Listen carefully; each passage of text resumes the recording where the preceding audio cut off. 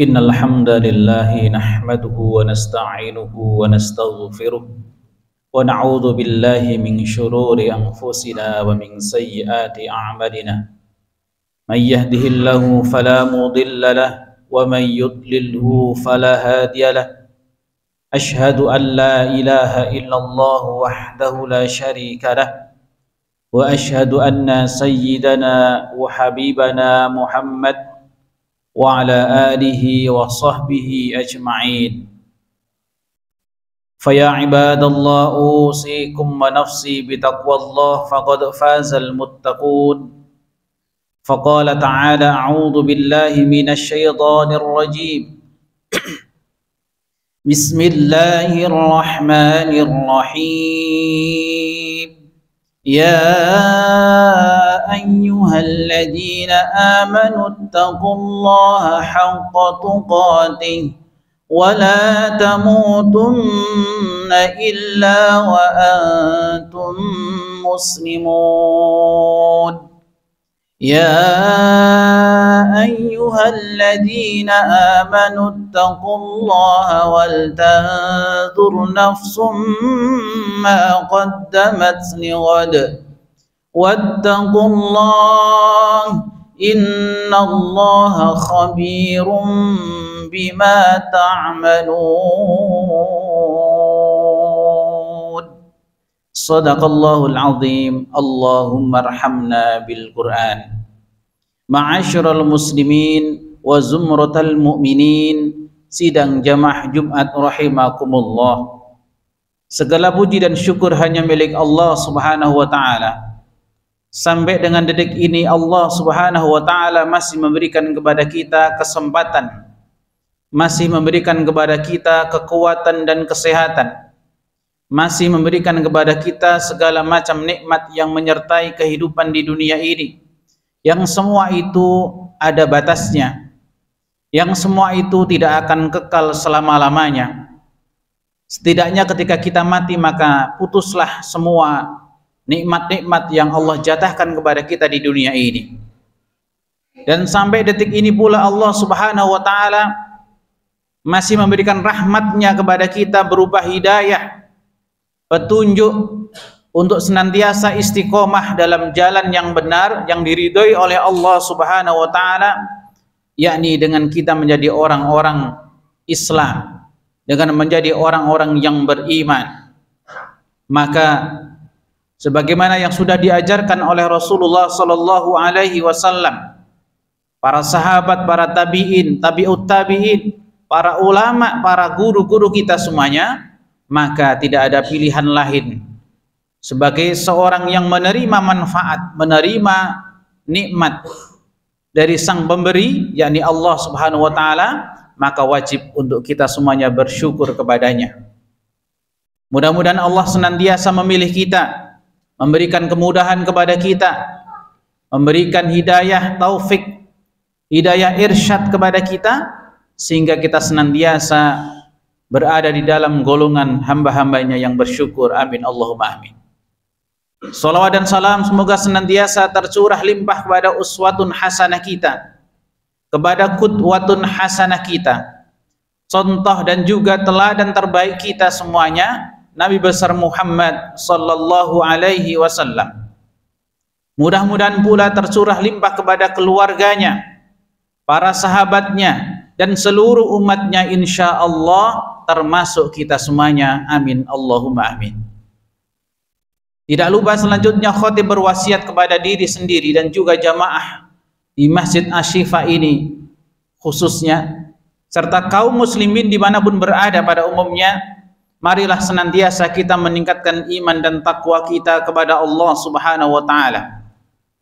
Karena dengan iman dan takwa itulah kita akan memperoleh keberuntungan, kita akan memperoleh kejayaan, kita akan memperoleh kemenangan yang hakiki dari Allah Subhanahu wa taala.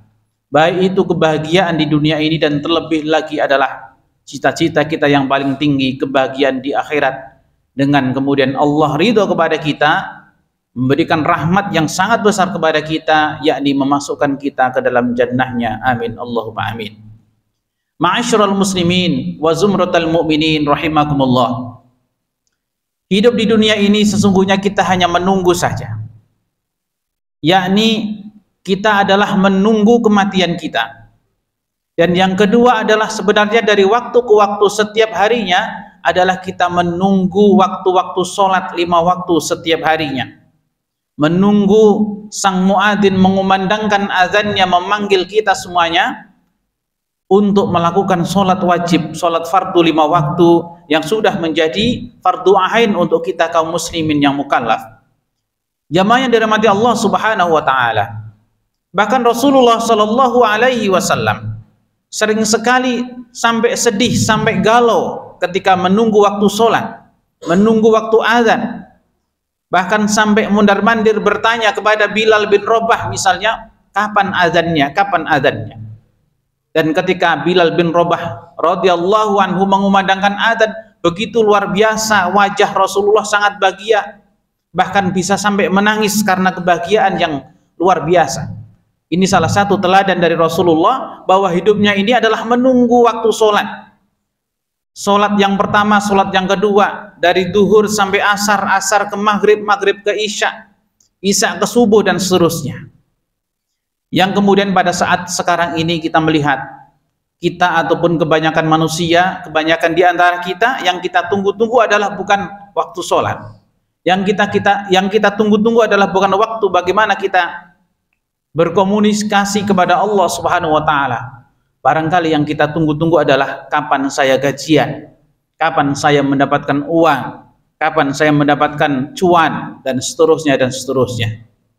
Padahal sesungguhnya hidup di dunia ini adalah menunggu di antara dua tadi, yakni menunggu waktu sholat dan menunggu kematian, ajal tiba menjemput kita. Begitu pentingnya sholat ini, luar biasa kedudukannya. Di dalam beberapa hadis disampaikan ada beberapa kedudukan sholat di dalam kehidupan kita seorang muslim. Yang pertama adalah sholat adalah amalan yang pertama kali nanti akan dihisab.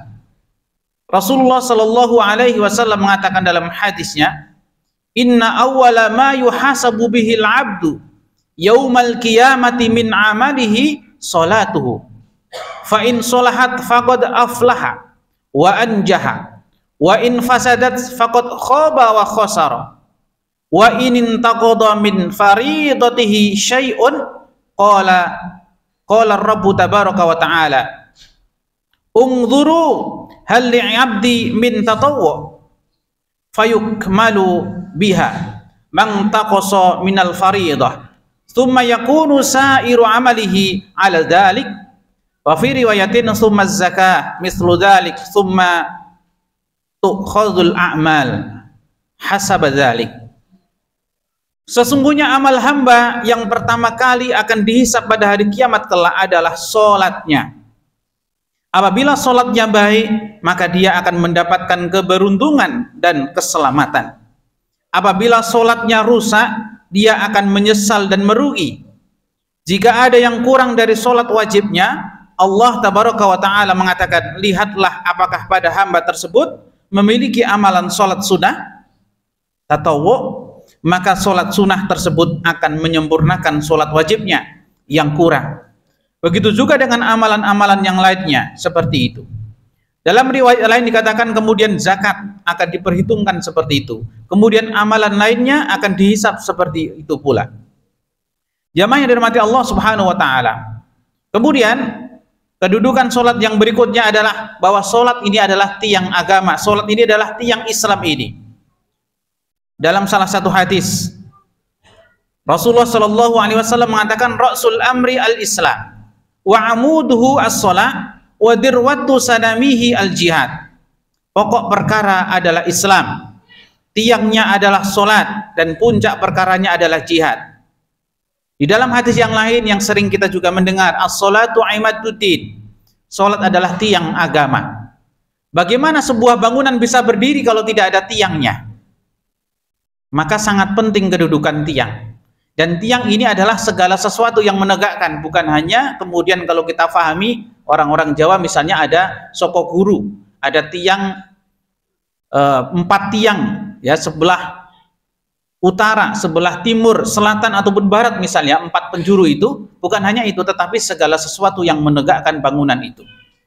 Jamaah yang dirahmati Allah Subhanahu wa taala, maka bisa dibayangkan ketika tidak ada bangunan ini yang menegakkan, maka bagaimana bangunan itu bisa berdiri? Inilah pentingnya kedudukan yang sangat luar biasa sholat kita.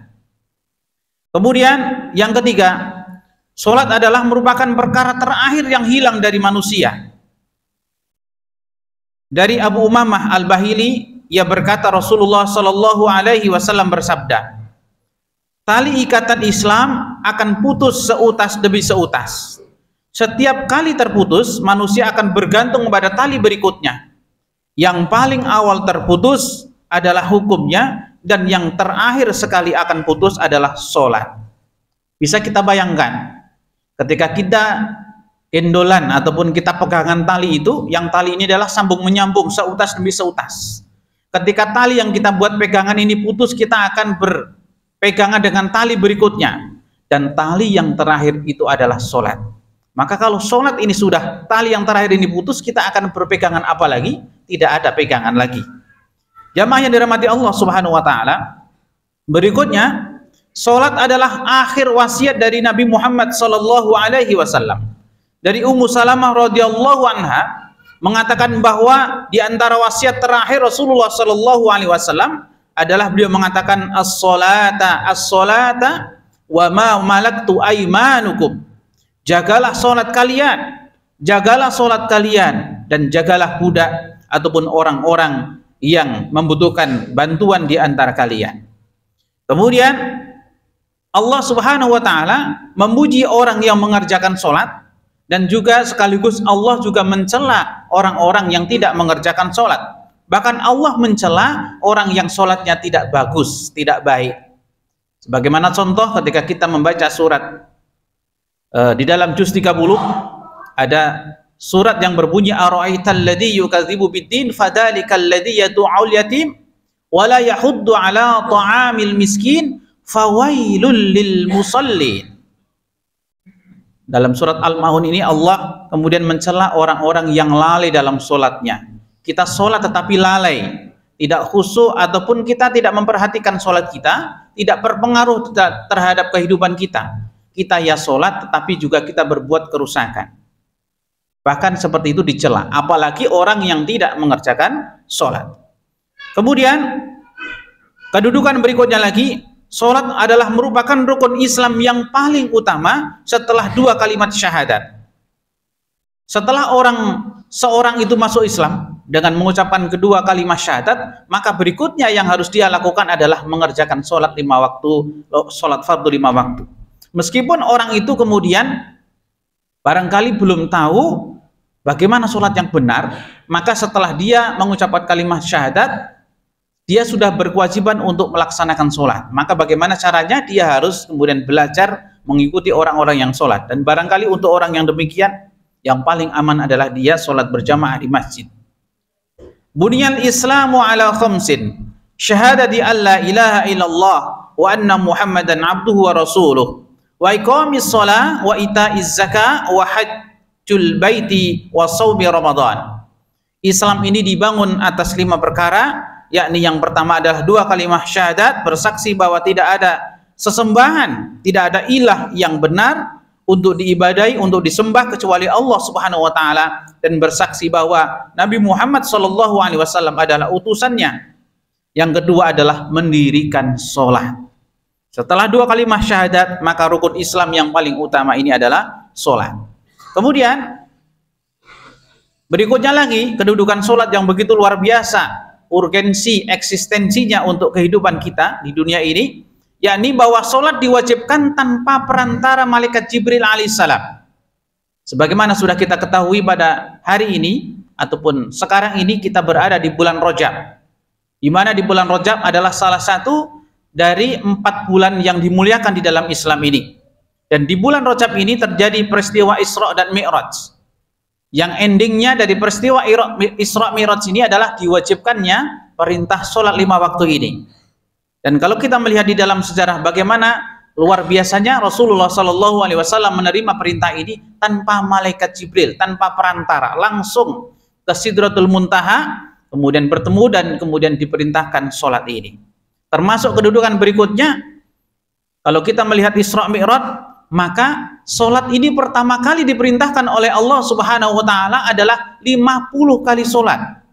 Dalam sehari semalam 24 jam adalah 50 kali sholat. Ini menandakan betapa Allah sangat mencintai ibadah jenis ini, yaitu sholat. Dan bisa kita bayangkan kalau kita setiap hari 24 jam ini, sehari semalam 50 kali sholat, maka kemudian barangkali tidak ada jeda, tidak ada waktu untuk yang lain-lainnya. Maka kita hidup di dunia ini hanya untuk sholat, karena sampai 50 kali. Dan benar sudah bahwa betul-betul kita di dunia ini memang menunggu sholat, hanya menunggu sholat. Dan juga menunggu ajal. Maka kemudian kalau kita mengingat sejarah Isra Mi'raj Rasulullah Sallallahu Alaihi Wasallam, ketika pertama kali diberikan kewajiban sholat fardu 50 kali, Rasulullah pun tidak menolaknya, langsung mengiyakan. Ketika kemudian turun dan bertemu dengan Rasul yang lainnya, Rasulullah yang lainnya, yakni maksudnya Nabi Musa alaihissalam, Nabi Musa pun menasihati untuk minta keringanan. Karena dipastikan nanti umatnya sangat berat menjalankan 50 kali sholat dalam sehari semalam. Maka Rasulullah Shallallahu Alaihi Wasallam kemudian minta keringanan kepada Allah Subhanahu Wa Taala. Yang menarik adalah ketika minta keringanan dari 50 waktu ini bukan langsung menjadi 5, tetapi dikurangi 5 menjadi 45 kali waktu sholat. Turun lagi ketemu Nabi Musa lagi, minta keringanan lagi, ke atas lagi. Rasulullah ke atas lagi, minta keringanan lagi, dan tidak langsung 5, tetapi juga hanya dikurangi 5 menjadi 40, dan seterusnya sampai akhirnya terakhir 5 kali sholat sehari semalam. Bahkan itu pun sama Nabi Musa alaihissalam diminta untuk minta keringanan lagi ke atas, tapi Rasulullah sudah tidak mau karena malu ataupun yang lainnya, wallahu alam. Yang jelas kemudian sebagaimana sudah kita ketahui dan kita laksanakan setiap hari, yaitu kewajiban kita, sholat fardu kita adalah 5 kali waktu sholat. Kemudian berikutnya lagi kedudukan sholat 5 waktu adalah Allah Subhanahu Wa Taala memerintahkan kepada Nabi Muhammad Sallallahu Alaihi Wasallam dan juga kepada kita semuanya untuk memerintahkan keluarga kita, istri dan juga anak-anak kita agar mengerjakan, menunaikan, mendirikan sholat. Dalam surat Toha ayat yang ke-132 Allah Subhanahu wa taala mengatakan, a'udzubillahi minasyaitonir rajim. Wa'mur ahlaka bis-shalah wastabir 'alaiha la nas'aluka rizqan nahnu narzuquk wal 'aqibatu lil muttaqin. Wal 'aqibatu littaqwa. Allah Subhanahu wa taala memerintahkan kepada Rasulullah dan juga kita semuanya, dan perintahkanlah kepada keluargamu, kepada istri dan anak-anakmu untuk mendirikan sholat. Jadi kita diperintahkan agar kita memerintahkan keluarga kita untuk mendirikan sholat. Ini adalah merupakan salah satu tanda begitu besarnya, begitu tingginya kedudukan sholat. Sampai-sampai kemudian kita diperintahkan untuk memerintahkan sholat. Kedudukan yang lainnya lagi, semenjak anak-anak, kita semuanya sudah diperintahkan untuk sholat. Ya, bahkan boleh dipukul anak-anak kita ini ketika dia sudah berumur 10 tahun dan tidak mau sholat. Rasulullah Shallallahu Alaihi Wasallam mengatakan, muru auladakum bis sholah wahum abna'a sab'i sinin wadribuhum 'alaiha wahum abna'u 10 sinin. Perintahkanlah anak-anak kalian untuk mengerjakan sholat ketika mereka berumur 7 tahun. Jadi anak kita 7 tahun, kita sudah diperintahkan untuk memerintahkan kepada mereka untuk sholat. Yang menarik adalah wadribuhum, dan pukul mereka jika mereka sudah 10 tahun dan tidak mau mengerjakan sholat. Yang namanya memukul itu, sebagaimana sudah kita fahami bersama-sama, adalah ya satu kalimat yang mencerminkan harus keras, tegas. Artinya betul-betul tidak ada toleransi lagi. Kalau sudah 10 tahun ini harus sholat. Maka kita bisa melihat di sini berarti kita perlu mengajari anak-anak kita untuk sholat. Bahkan semenjak sebelum 7 tahun. Karena ketika 7 tahun harapannya anak-anak kita sudah bisa mengerjakan sholat. Sudah membiasakan diri untuk sholat, dan ketika 10 tahun maka sudah bahkan tidak perlu diperintah, sudah kemudian mengerjakan sholat 5 waktu.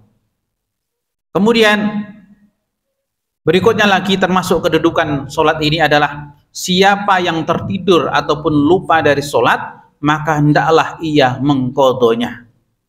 Jadi tidak seperti yang lain-lainnya, sholat ini ketika kita misalnya tertidur.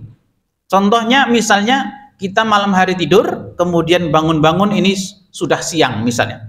Jadi kita tidur, katakanlah tidur jam 11 malam, atau mungkin lebih larut lagi, sehingga kemudian kesiangan tidak mendengar azan, keluarganya tidak membangunkan, tahu-tahu ketika bangun sudah jam 8 misalnya, maka bukan berarti dia bebas, berarti tidak perlu sholat subuh, tidak demikian. Tapi pada saat itu pula dia harus segera sholat subuh. Jamaah yang dirahmati Allah Subhanahu wa taala. Yang lainnya lagi, kita melihat bagaimana kemudian sholat ini tetap harus kita kerjakan meskipun dalam kondisi apapun. Ketika kita sedang mukim di satu tempat yang kita tinggal di sana, maka kita harus mengerjakan sholat. Ketika kita sedang safar pun, bepergian kemanapun, tetap saja kita harus mengerjakan sholat. Di mobil, di bis, di kereta, di pesawat, dimanapun, maka kita tetap harus mengerjakan sholat. Sambil duduk boleh, sambil berbaring boleh. Ketika kita sakit pun kita harus sholat.